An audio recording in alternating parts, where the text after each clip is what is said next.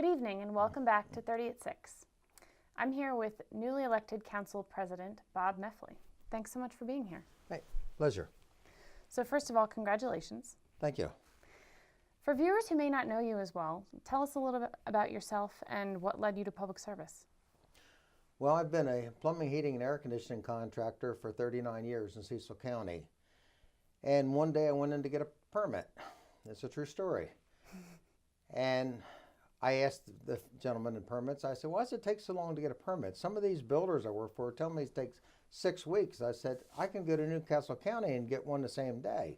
And he looked at me and smiled, said, if you don't like it, change it. I said, how do I do that? He said, run for office.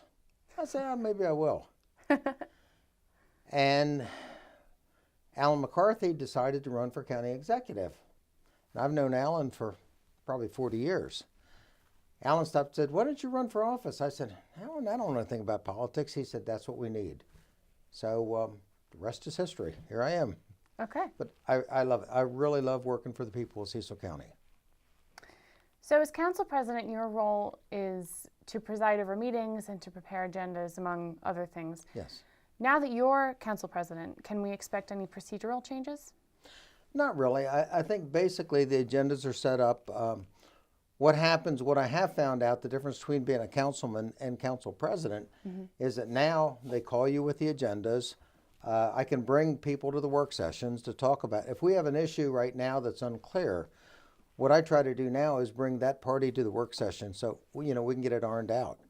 If a resolution comes through, instead of saying, geez, we don't know anything about this, I want the administration to come out and say, hey, this is what we're doing, this is why we're doing it, and I want to, who does it affect? What I don't want that happens sometimes, and it happens in all kinds of political fields, is you're sitting there, there's something in front of you, you have to vote on it same day, but you don't really have a good feel for it. And I don't feel as an elected official that I want to represent the people the way that they would want to be represented. I want to know what the issues are so I can talk to them. What do you think about this? This is going to affect your group, or this is going to affect your neighborhood, and how do you feel about it? Because I think that's why we're there. And what do you believe are the top issues facing the county at this point and in the coming year? Infrastructure, as we all know. Right. That's a big issue, and we're handling that very well now. Yeah. As you see the pipes going underground, you see gas, you see water, now we can develop in the right areas, the smart growth areas, the Route 40 corridor is what we want. We don't want to develop in the Miller farm. And I'm going to use that for an example. Right. Leave the farmer's farm. That's very important to me.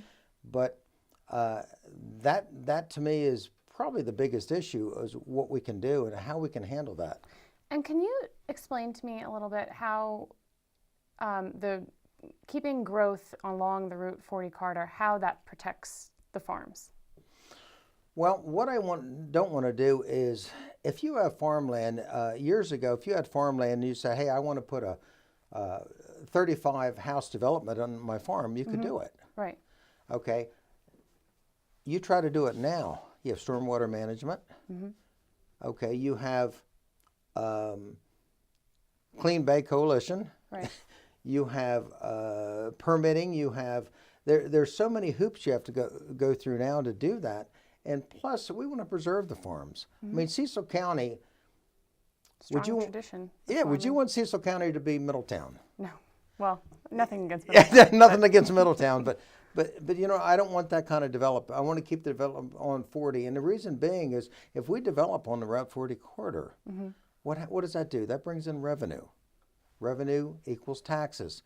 Taxes means a lower tax rate for the citizens, and that's what we're after. We're just 20 years behind everybody. So are there any other updates that you'd like to talk about? Bainbridge, the Navy base. As a child, I grew up on a Navy base. My dad was one of the commanders at Bainbridge. And it was like a kid's playground.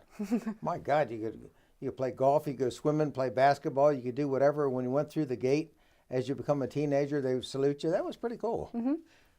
But now we have businesses now that are thinking about coming into Bainbridge. So now it's going to start to develop. The biggest thing we have now is a sewer plant. going into Port Deposit. As they do that, the developers are going to pay for the line going from the top of the hill down to the bottom to the sewer plant. And this sewer plant, the concept is really good, the mechanical concept. It's like plug and play. We're going to start off with this piece of paper. Then it expands, another one locks in, then another one locks in. So what the county's been doing lately, and a lot of credit goes to Public Works.